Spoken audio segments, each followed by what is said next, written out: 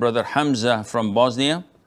Sheikh, what is the best way to explain to ignorant people what is the wisdom behind abrogated verses of the Quran? Jazakumullahu khairan. Wa jazakum. First of all, it is important that we try our level best to introduce Islam as a religion of submission, belief, and conviction.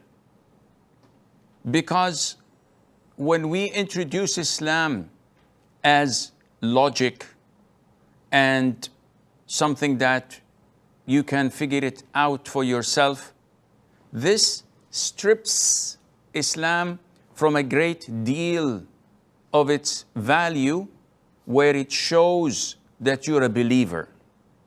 When you claim that you obey your father, and Allah has the highest example, of course, or you obey your boss, and whenever he tells you to do something, you ask for justification and to understand and to be convinced. This obedience is not obsolete or absolute. It is not full compliance and obedience, because you had set a condition. Now, Allah has the highest example, of course. We as Muslims, we submit and we believe. And this is exactly why Abu Bakr, may Allah be pleased with him, was called as-Siddiq. When people came to him and they said to him, didn't you hear what your friend, referring to the Prophet ﷺ, didn't you hear what he said yesterday? He said that, and he claimed that he traveled from Mecca to Jerusalem and then ascended to the seventh heaven and then came back to Jerusalem and came back to Mecca in less than one night. Abu Bakr said, I believe him. No questions asked. No need to go and verify. Because he believes that the Prophet is a messenger of Allah. And therefore he does not require any further investigation. For us Muslims, we don't use our logic. Why is gold haram for men and not haram for women? Why do men get to marry 4 women while a Muslim woman marries only 1 man? Why is Fajr 2 rak'ahs, Maghrib 3, and the rest of the prayers 4? Why, when there is no water to perform wudu or one is unable to use it, he is instructed to dust his hands, face, and that would be considered as tayammum. So many things.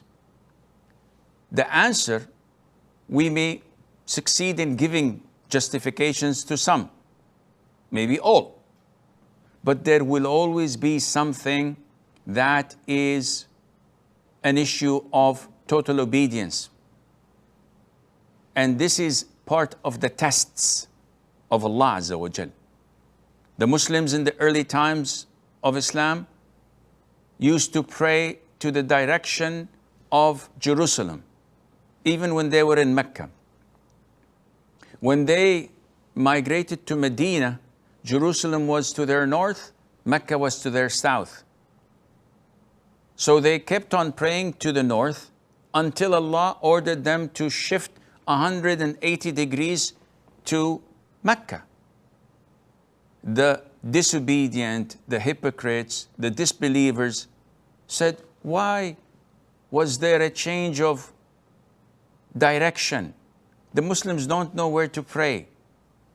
Not knowing that that was a test from Allah Azza wa Jal, so that it would be revealed who believes and who doesn't. Likewise, when we come to abrogation of rules, in the beginning of Islam, it is Allah's wisdom and divine will that He may order us at that particular period of time to do something and then abrogate it. Either because it is easier, or because the people are accepting it and are ready to take this ruling, as in the case of intoxicants. In the beginning, Allah Azza wa Jal told them that it is permissible to drink it, but it's not a good thing to do. Then it was abrogated by, you can drink, but must not pray while in the state of intoxication. And finally, they were told, avoid it. Nowadays, we do not use this step by step in abrogation because the deen has been completed. At the time of the Prophet ﷺ, this was possible because the Prophet was there and the revelation was possible. So for a layman, when they ask why, we tell them because this is how Allah wanted it. And we don't know the reason.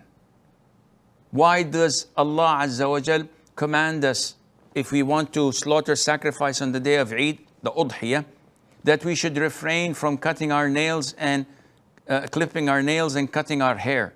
Why? We have not been told the reason and the justification, but we believe, and this is the best approach, and Allah knows best.